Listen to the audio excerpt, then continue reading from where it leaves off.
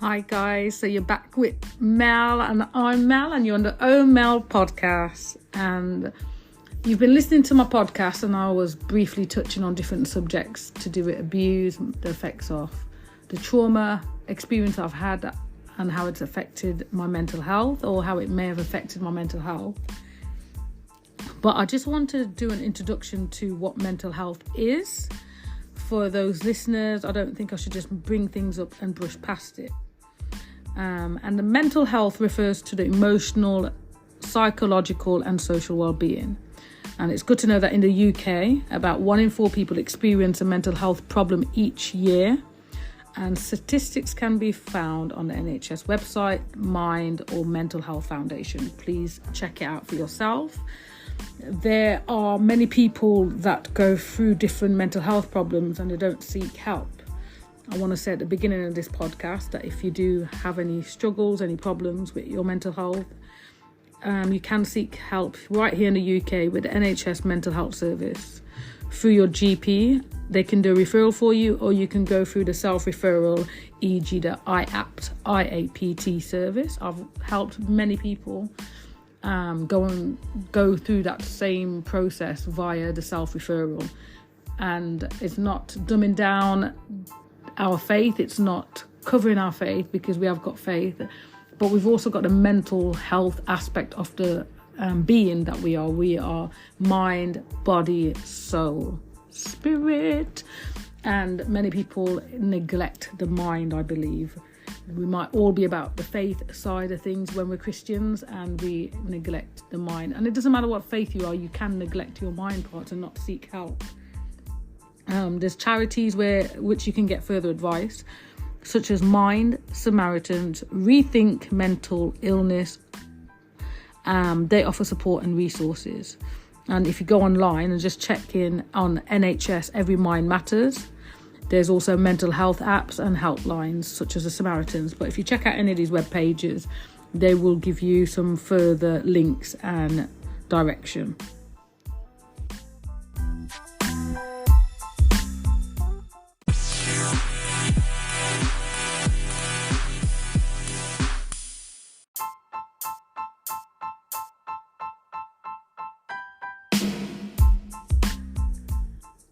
And guys, we're in the year 2023, and we recently went through a pandemic which affected the whole entire world.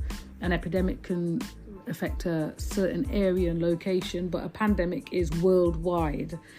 Before the pandemic came, people suffered with their mental health, and unfortunately, due to the impact of COVID-19, there has been a massive mental health decrease and effects of people's mental health. When it comes to women, when you look at the statistics, it says that women had increased stress due to multiple responsibilities, such as childcare and working from home challenges. So whereas we're used to dropping our children, going to work, picking them up, coming back home, people were having to work at home and also become a child-minded to their children while they're working. And also, yes, I did say child-minded to your child, and also a teacher. And for me, I'm just saying right now, yes, I was working just before I got COVID and I actually got on well. But when the teachers were telling me to educate my daughter and give her the laptop or the iPad for her to do her education on, I was like, I don't think so. The gadget that I brought her is for when she gets home from school to go on in recreational time and fun time, leisure time, not for the school to use and for me to have to use for her to build her education. Secondly, I was like, H to the E to the L to the L to the no, I'm not her teacher, and I'm dyslexic, she's dyslexic. We were going around in circles, not even able to log on to the software and the web pages that they'd assigned. So I was like, I'm not her teacher, you get paid for this. You're not getting paid while COVID's going on, and I'm the one that's educating her and I can't even do it. And if I have to educate her, she's coming in the kitchen, she's going to learn how to cook, she's going to learn how to develop her cooking skills, we're going to learn how to wallpaper and change her room around, and believe me, that's what we did. She learned how to wallpaper, she learned how to declutter and organise, she learned how to cook. So we were learning different things. But yeah, there was an increased stress on women due to the multiple responsibilities they were now having to play. when it comes to men, that it had a massive impact on employment, isolation, and reduced social connections that affected the mental well-being of men.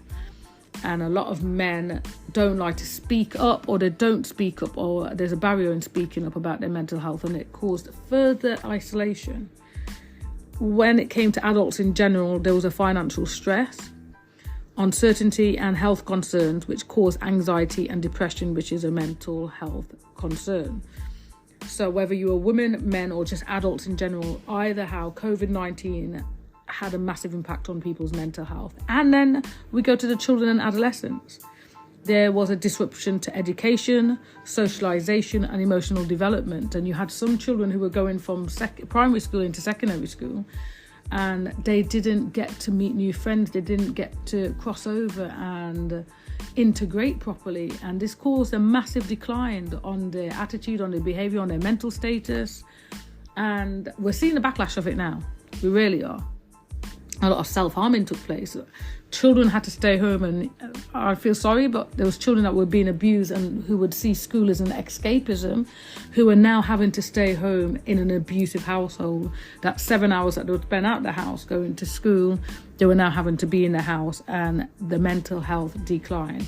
Where if there was domestic violence towards women or men, there was a decline on the mental health, because people are now living in their homes more than ever and exposed to harsh environments in their own roof, under their own roof. And unfortunately, there was a manifestation across all age groups. Yeah, whether you're a child, adolescent, adult, and the elderly struggle because they were in nursing homes and care homes, and they couldn't have the visitors. And it's lonely being in a care home and a nursing home as it is, but they were banned from having visitors because they were classed as vulnerable.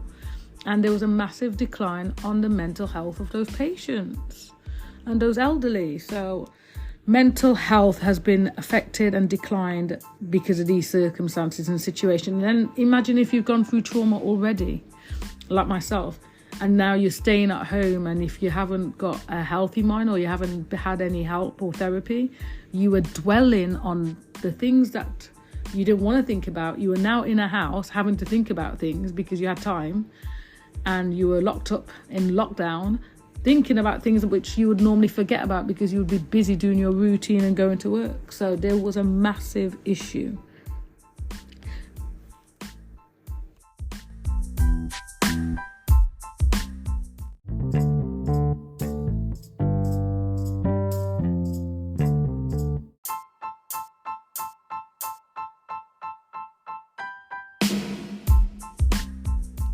And I think it's good to understand the different types of mental health issues. Some people go through mental health problems without knowing they've actually got a mental health problem or a concern, because it's just normal to them. And believe me, I was just an angry person who reacted with a punch or a shout or aggression, and I didn't think I had a problem. But in retrospect, looking in and with what I know now, I definitely had PTSD, post-traumatic stress disorder. Definitely. I've looked back past my life and I can see so many signs and symptoms because of the knowledge I've got now as a nurse, gaining that education and developing further and doing further reading, further knowledge on mental health, on disorders. I had a lot of issues that was undiagnosed or unrecognized by myself. I can't say it was undiagnosed, but I'll talk about that another time, because I've got my medical records and I'm like, who is this person? I don't recognize this person, but we give God thanks because so much healing, so much deliverance, so much transformation has taken place that I can't recognize the person that I'm reading about on those medical records.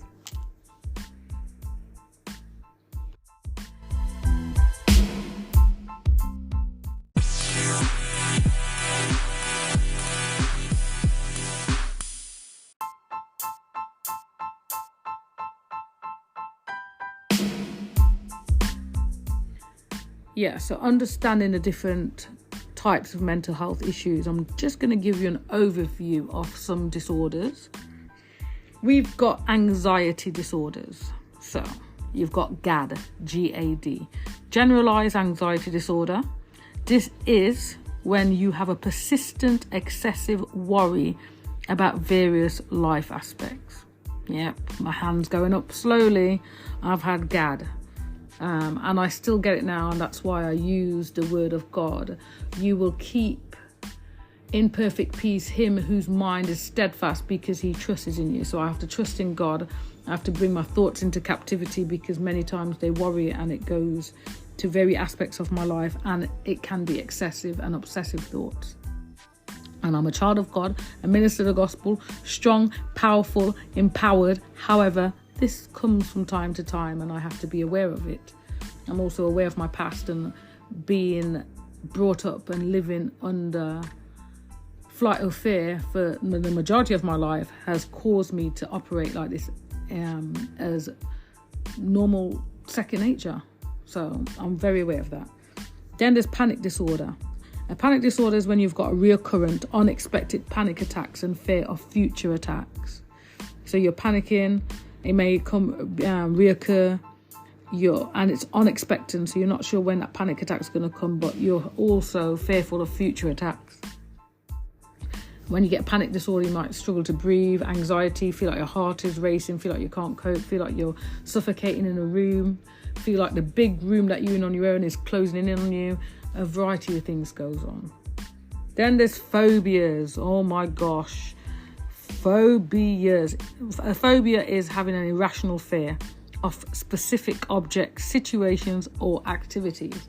Have I got a phobia of heights? I can go up the stairs. I can go to climb a treetop. I can go on the top of a tower. But when I think about what's happening, I have to say that I get a bit queasy and my body temperature changes. I start to sweat and I'm like, I need to get down.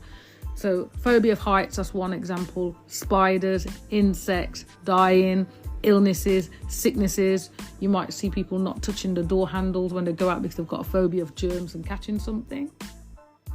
So there's phobias. Those things that I've just listed, those three disorders, general anxiety disorder, GAD, panic disorder, and phobias come under anxiety disorder. So they all cause you to be anxious, causes your heart to race. And then there are mood disorders. So we've got 1, anxiety disorders, 2, mood disorders.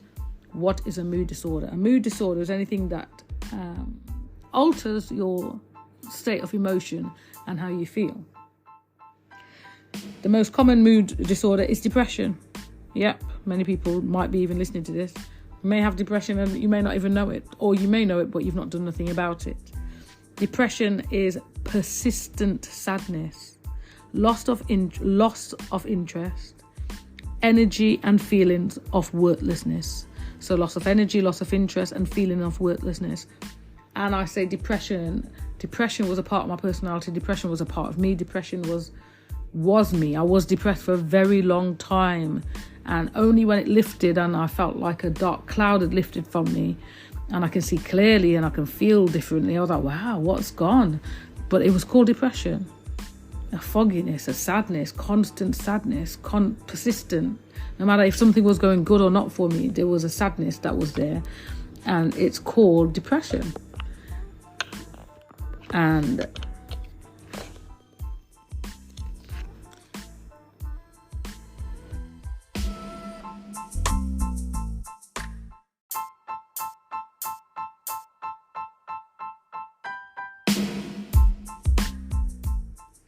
so, as I was saying before, my gadget decided to close on me. Yes, there's depression, which falls under the mood disorder.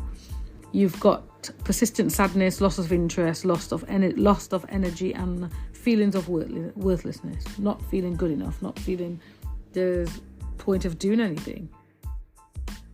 And then you've got a bipolar disorder. Bipolar is a disorder which episodes of depression alternating with periods of elevated mood, which is a mania. So you can go from being happy to sad to happy to sad to happy to sad. 1 minute you're happy, 1 minute you're sad. So that's why people might jokingly say, are you bipolar? Yeah, you bipolar.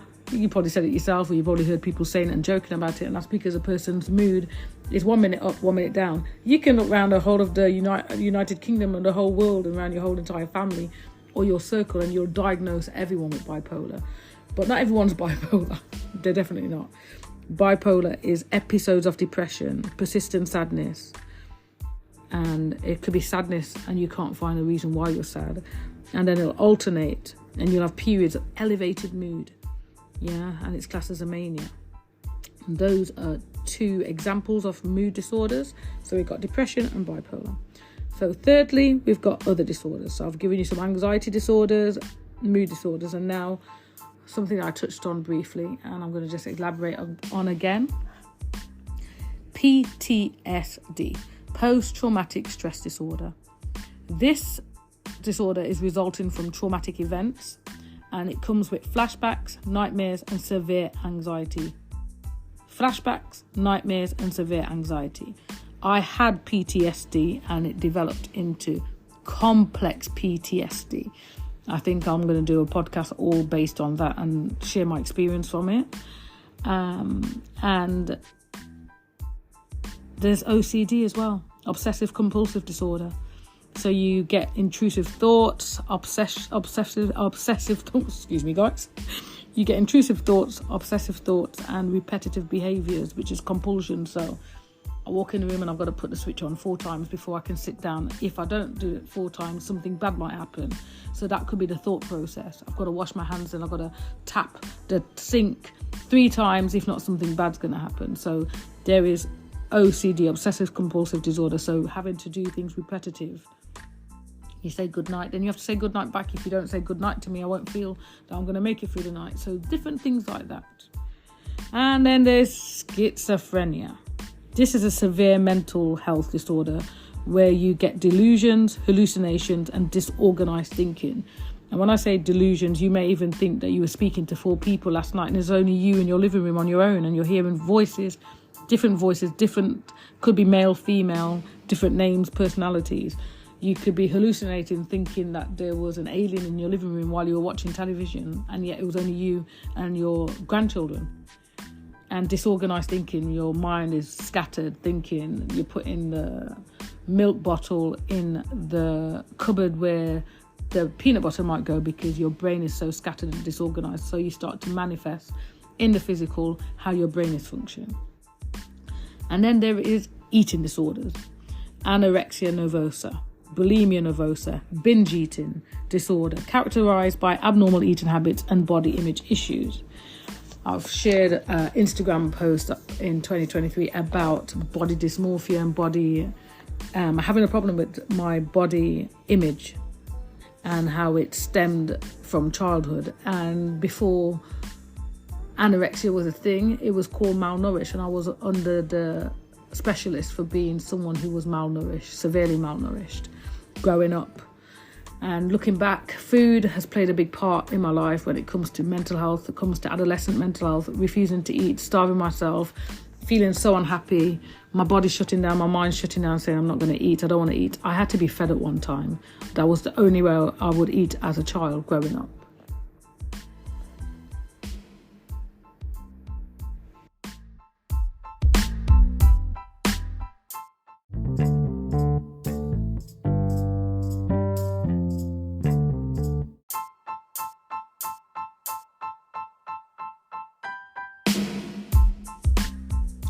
I'm glad that we've covered the different disorders and types of mental health, well, some common ones. But it's also good for me to share with you and educate you on what the symptoms and manifestations across the different age groups may appear to be like. With children and adolescents, children that I know personally and children I've worked with at schools, behavioural schools, I've seen that the manifestations might include behavioural problems, academic decline, and social withdrawal. And many adolescents and children complain about physical complaints, physical issues. So let me go through that again. So you might get a child, adolescent. And when I say children and adolescent, I believe is now anything under the age of 28, 29. So there may be manifestations, might include behavioural problems, academic decline, social withdrawal, and physical complaints. So your child might be playing up all the time, behavioural problems, looking like they're difficult to handle. They're falling behind with school, with their academic works. Their teachers are constantly complaining about they're not achieving, that they're going behind, that they're falling backwards, that they're not engaging with their work. And social withdrawal, maybe one or two friends or very little friends, very little social interactive around their peers. And physical complaints. I know some children close to me that were always complaining about their physical legs hurting, their knees hurting, headaches. These are just a few examples. When it comes to adults can and present with cognitive difficulties, so the way that they think, changes in their mood and behaviour, disruptions in work and relationships. So have a think back, people that you know or yourself. Have you had cognitive behaviour difficulties? Have you had a change in your mood and your behaviour? And have you or someone that you know had disruptions in work and relationships, and it's just brushed off or just put down, but probably undiagnosed, unnoticed? There's a mental health concern behind it. When it comes to the elderly, wow, and you have to look at it across the age groups, because each age group appear and manifest differently. But when it comes to the elderly, it is common that there's an increased confusion, memory issues, withdrawal from social activities, and physical complaints. So you can see some similarities across the different age. However, there are symptoms and there is manifestations to say that there is a problem that might be manifesting, and we shouldn't brush it off. We shouldn't assume that it's something else. These things do need to be taken seriously and looked at. I want to share with you some coping strategies and prevention. When it comes to coping techniques, how do you cope? How do you handle the situation? How do you handle your mental health? When you've been cut, or when you fall down and you've grazed yourself, or you've had an operation and you've got a scar, it's physical and you can see it. But when it comes to mental health, there's no way that you can see what's going on. There's no scar, there's no cut, there's no operation site, there's no bump, there's no graze. The way that you can tell someone may be presenting with a mental health issue or decline or a mental health cut or wound is by their action, behaviour, the way that they dress, maybe started to look like they're unkept, not looking after themselves, relationship disruptions, isolation. You have to really look at how they are presenting before you. If you've got friends, family, yourself, if you're concerned about any of these things that I'm bringing up right now, or you can relate to anything, please pay attention to it. Please go and get help. Yeah, it's not a weak thing to get help. And across the culture, within the Black community and the Asian community and some of the communities that I know, it's not the done thing. It's not a good thing to go and get help and speak up. It's like people will ignore mental health, but believe me, it exists, and people need to really take care of their mental health, and especially if it's declining. It's a strong thing to go and get help. It's not weak. It shows strength, and it shows an awareness when you say, you know what, I've got a problem here and I want help, and I value myself, and I believe that this is going to make me feel better and get better. So the coping techniques I've got is mindfulness and meditation. I know a lot of Christians don't like to hear this. However, mindfulness and meditation was not a new age practice. Yeah, Moses, Joshua, they were told to meditate on the word of God day and night. It says in Psalm 1, if you meditate on the Lord's word day and night, you should be like a tree planted by the rivers of water that will bring forth fruit in due season, where your leaf will not wither. You'll be successful at the right time. However, that meditate, pondering, keeping your mind on God's word, something that is good, that is helpful for you, that is pleasing for you, that's what it should be.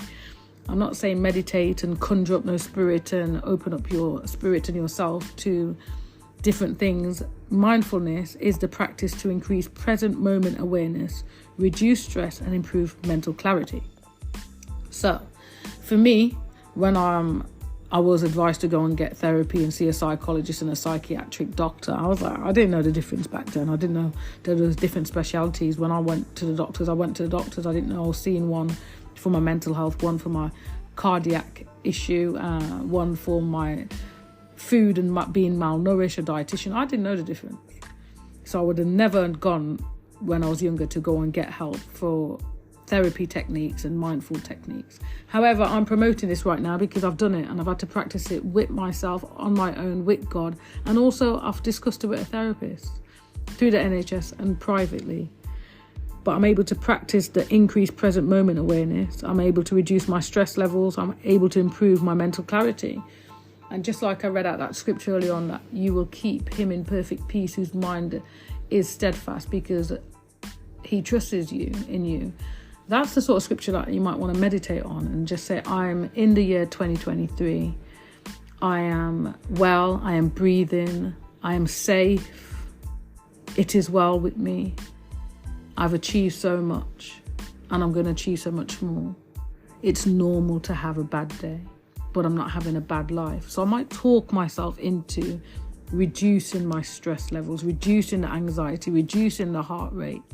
I remind myself in that moment of the good things of God, the good things I have achieved, the overcoming moments. And that's how I practice my mindfulness and meditation.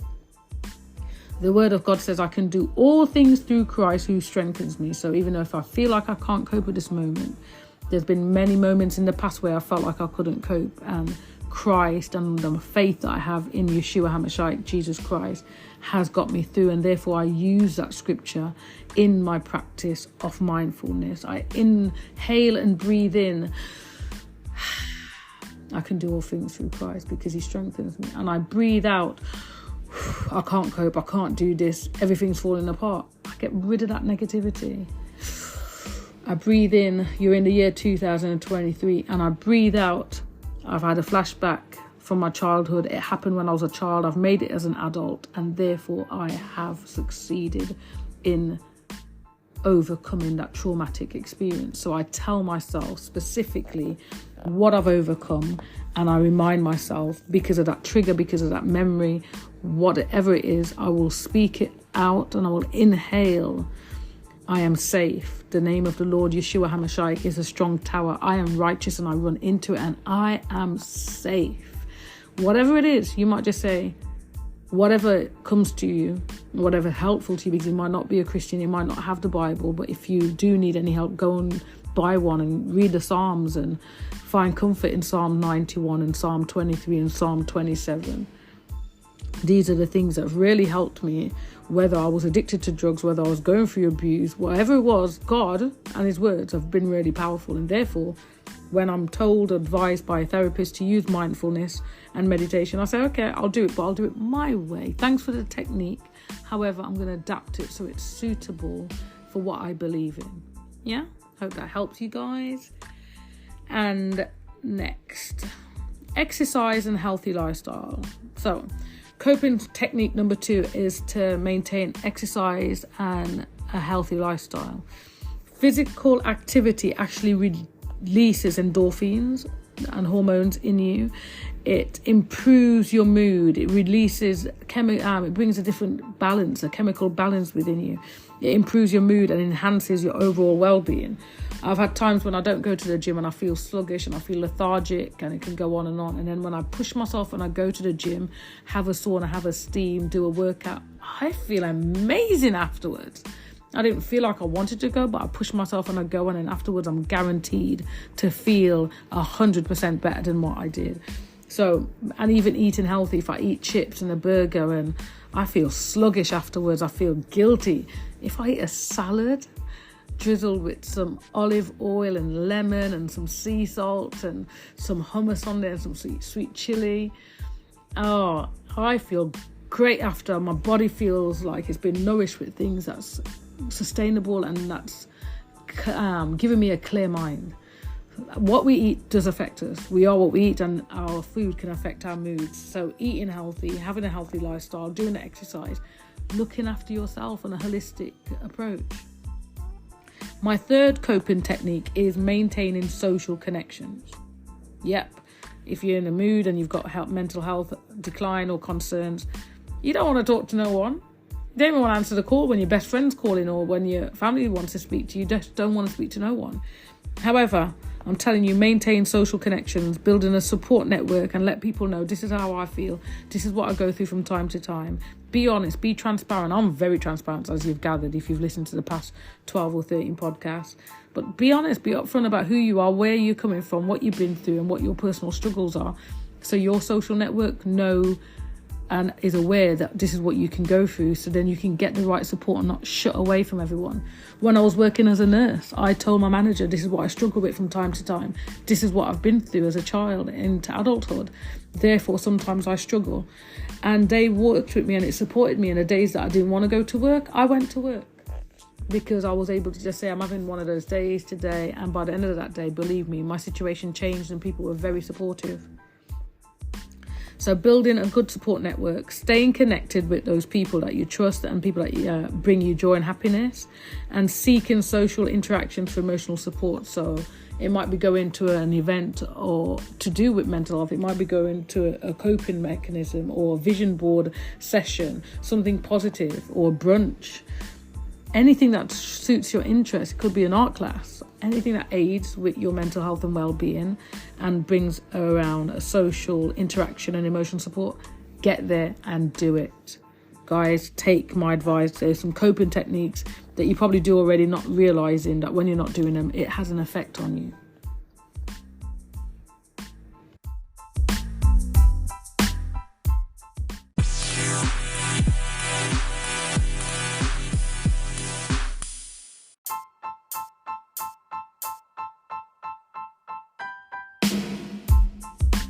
Guys, while we're on this OMEL podcast, I really want to help people and I really want to educate people from a personal point of view, from a health point of view, as a minister of the gospel, someone who's passionate about knowing God and helping people to grow in their faith. I also want people to be helped, people that I can't reach that may be able to listen to this, how to get stronger, how to become better in their life, in their lifestyle, and just to know that they're not alone, that other people have gone through different situations similar to them. Not to be embarrassed. I also want to share some preventative measures, so to prevent certain things from happening. I've got 4 things that I want to share with you. The first one is stress management. Techniques like deep breathing, progressive muscle relaxation or time management can help you with stress management. I used to go to work an hour before I started work. I know not everyone's going to do that. It's quite funny that I would even do that. However, because I ran a busy outpatient clinic, and anyone that's an outpatient nurse knows it's very fast-paced, on the go, and your clinics can run very late and put a lot of pressure on you. So what I did was manage my time. I'd get up and I'd get to work early. I'd set up my clinic and I'd tell the staff when they asked me to do things. I haven't started work yet. I've chosen to come in on my own time, go through my patient's notes, read my Bible, sit in my car, and just get ready for the day. And by doing that, I went through my whole entire day in peace, in joy, in happiness. My clinics ran on time and I came home as a happy mom.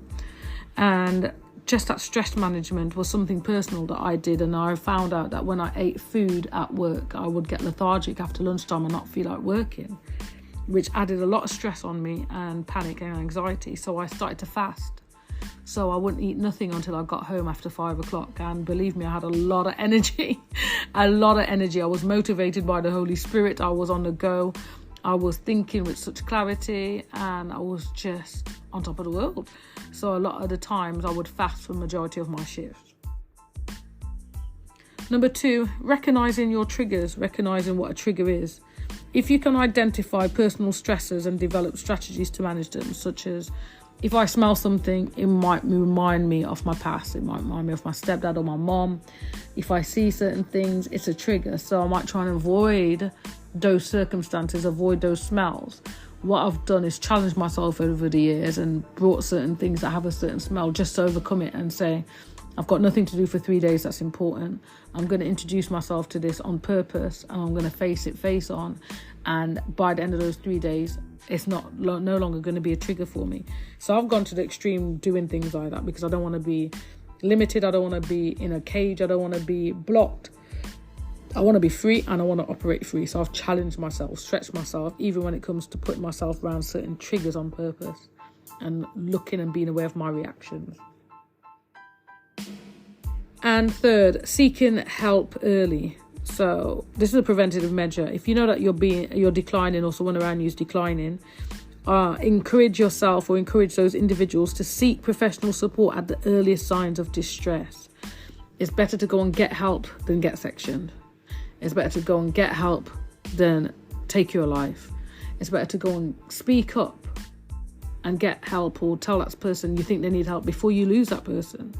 I'm giving you some real life preventative measures that can affect you, that can help you, your children, your family, your circle, your church friends, your family, your friends, anyone around you, your students if you're a teacher. And just encouraging yourself and encouraging people that are listening to this to go and get help and professional support at the earliest signs of distress is a preventative measure. Seeking help early. The fourth one is promoting mental health awareness. Normalising discussions like what I'm having with you now about mental health and educating on self-practices. This is a preventative measure, talking about mental health, being educated.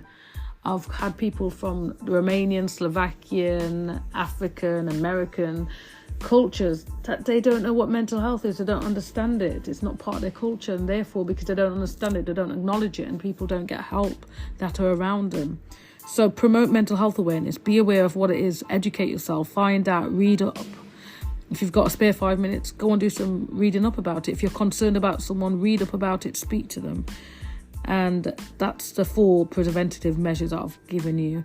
Stress management, recognising triggers, seeking help early, and promoting mental health awareness.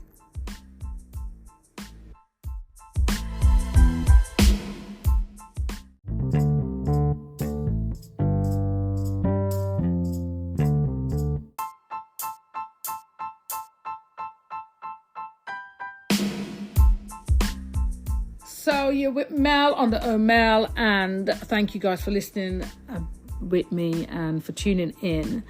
I'm going to be rounding off, finishing this podcast episode. We've been looking at mental health, exploring the mental health, and I also want to talk about the support system for individuals, friends and family, looking at support strategies, signs and practical support, and also just rounding off with the positive and negative aspect of mental health. When it comes to support strategies, first thing that you can do is practice active listening, which is offering undivided attention and non-judgmental responses to encourage expression. I'm a very inquisitive person and I ask a lot of questions, but when it comes to supporting people, when it comes to mental health, I've had to learn how to practice active listening. I've had to offer undivided attention, not going on my phone, not interrupting them, letting them speak, seeing what's inside of them, and having a non-judgmental response to encourage their expression. Second one, validation. Acknowledging the person's feelings and opinions and their experience without dismissing them. It's very important. Don't, oh, come on, fix up. Oh, come on, you know it's not that bad. No, it doesn't help. Validate how they're feeling, because you can't tell someone how they are feeling and what they're going through. So acknowledging that person, acknowledge the person's feeling and experience without dismissing them. It's very important to as a support strategy. And if you're doing it to yourself, actively listen to what your body's telling you, what your mind's telling you, and try and digest it. Validate how you're feeling. Say, yes, I'm having a bad day. Yes, this is what's happening right now. This is how I'm feeling. Third one, encouraging professional help and seeking help. So provide guidance and access mental health services with the people or the person that you're concerned about. And if it's for yourself, get some help. Phone Healthy Minds. Go online and type in your area and see mental health support for your area, Healthy Mind for your local area. I say Healthy Mind because they helped me in the past, and I will share a whole podcast episode or 2 about the help, or maybe a few, and the magnificent, awesome, life-changing help that they gave me. And it was God's timing and perfect timing for someone who once said, I ain't having that, God will do the work. God definitely did the work, and he used people through Healthy Mind to help me. And I will sing their praises and shout, go and get help, go and get a referral, because without these people and without the knowledge and the education that they had, I probably won't be as strong as I am now with the ability to function how I do, because they really helped me to understand my mind and what I'd been through having complex PTSD. Also, reducing stigma. So the 4 support strategies, I've got active listening, validation, encouraging professional help, and reducing stigma is the 4th one. By reducing stigma, you're promoting understanding and empathy, fostering an open environment for discussion. So when I was at work at the hospital, if I saw someone was struggling with their mental health, I would speak about it, and I would also share with them what I went through, and it allowed them to open up. Many times, the nurses, the doctors, the cleaners would come to me to talk to me about their issues, and how they were feeling, and even asked me to pray with them because they know that I was someone that promoted and fostered an environment of being able to discuss such a topic. And signs and the practical support. I've got 3 tips for you. Recognizing warning signs. So if you see changes in behavior, mood swings, withdrawal, or sudden shifts in habits, recognize that may be a warning sign. Yeah. Remember, as I said, mental health, you can't see it, but it's how they present themselves might give you an inkling that something's taking place within someone. Second, offering practical assistance. Assisting with daily tasks, providing company and offering support in seeking professional help. This is the signs and practical support. So not only do you recognise that there's warning signs that someone's presenting, but then offer a practical assistant. Can I help you hoover? I can see that you've not washed your dishes for 5 days. Do you want me to help you? Do you mind? Or just can I help when you go to visit that family or friend? I think that you're struggling. You know I love you and I've known you for a long time, but I can see that there's a decline. I've had some help. Do you want me to help you phone Healthy Minds? Do you want me to do an online referral for you? Shall we phone your GP? Offer the practical support and assistance. And third, being non-judgmental. I can be judgmental and non-judgmental, and it's part of the NMC code of conduct not to be judgmental. However, we all do it, we all judge.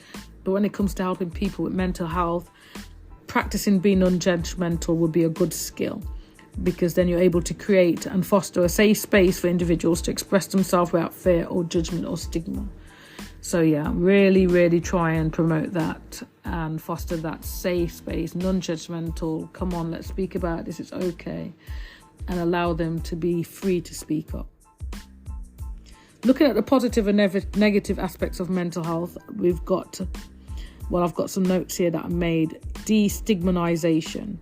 So, by encouraging open conversations, when I say that, it means normalizing discussions like I'm having with you guys on this podcast around mental health, promoting understanding and empathy.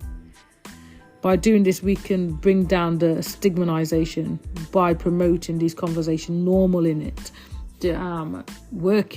I'd love to one day work with Mind and Healthy Mind and different organisations, because I believe I'm able to speak and I'm able to be an ambassador for breaking the silence and speaking up about the issues I've had, whether I'm a professional or whether I'm not a professional, and destigmatization. Sorry about that, guys. I'm really struggling with my words. But I believe that I'm someone that can speak up. Normalising seeking help as well. I've normalised it by speaking to people and giving them one-to-one help and coaching.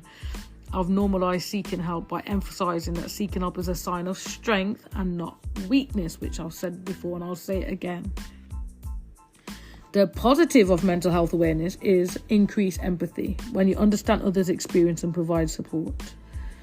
Yeah, there's a positive of having a mental health awareness. If you're aware of mental health, if you've been on a course, if you even want me to do a one-to-one session or a Zoom session with you guys and to go through this content, we can, just so you can have increased empathy, because once you've got our mental health awareness, then you can understand others, their experiences, and then you're able to provide sufficient support.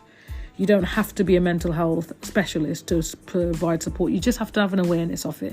We could help so many people, and we can actually save people's lives, I believe, if we just had an awareness, knew what the signs and the symptoms were. So many people kill themselves and commit suicide, and people said they didn't see the signs. Because they didn't see the signs, they never knew what the signs were. So only afterwards I was like, oh yeah, my son, my daughter, my friend, my auntie, my mother, my uncle were acting like that, but they didn't know it was a mental health decline symptom. And positives of mental health awareness is stronger support networks. By building stronger connections with the communities, you're able to offer a stronger support network. That's the aim. One of my aims are to connect with people within the Healthy Mind organisations, and to foster a network and to help promote and refer people and become that voice of encouragement, and to break the silence and say to people, you know what, let's go and get you some help. Every life matters, and people don't have to waste away on their own mentally or emotionally or physically. And also, lastly, to improve understanding and acceptance by reducing prejudice and promoting inclusivity and support for those experiencing mental health issues. If we can reduce the prejudice and promote inclusivity when it comes to mental health, there would be a greater improved understanding and acceptance.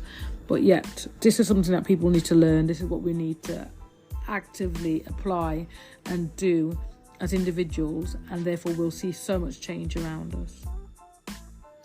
Guys, thanks for listening to this podcast. Before you go, I'm just going to go over the organisations where you can actually seek help, because I believe it's important for you to know that there are organisations out there.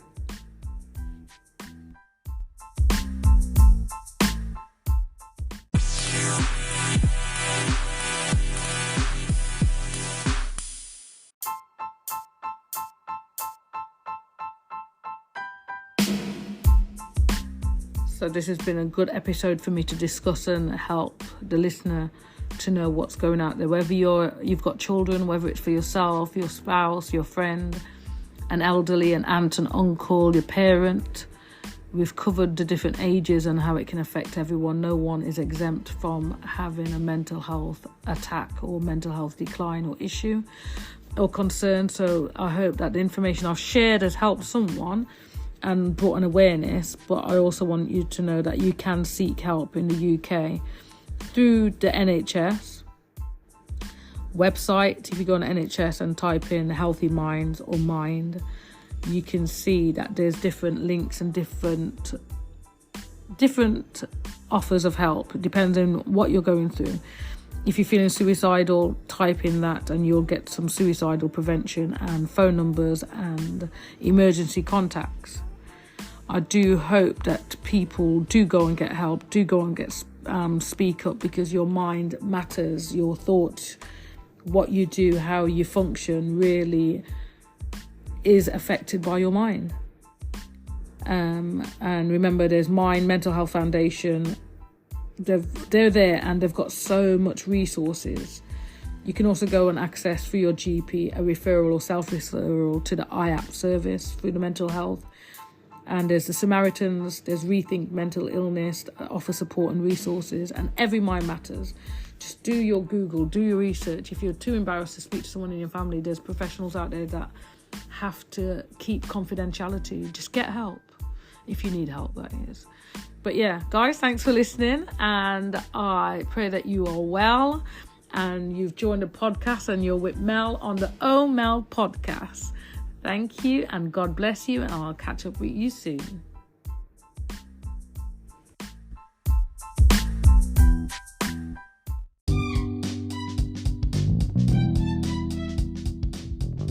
Thanks for joining me on the Oh Mel podcast. It's been brilliant being able to share life experience with you. Please like, subscribe, and feel free to share to someone that may benefit from this. Take care, and God bless you.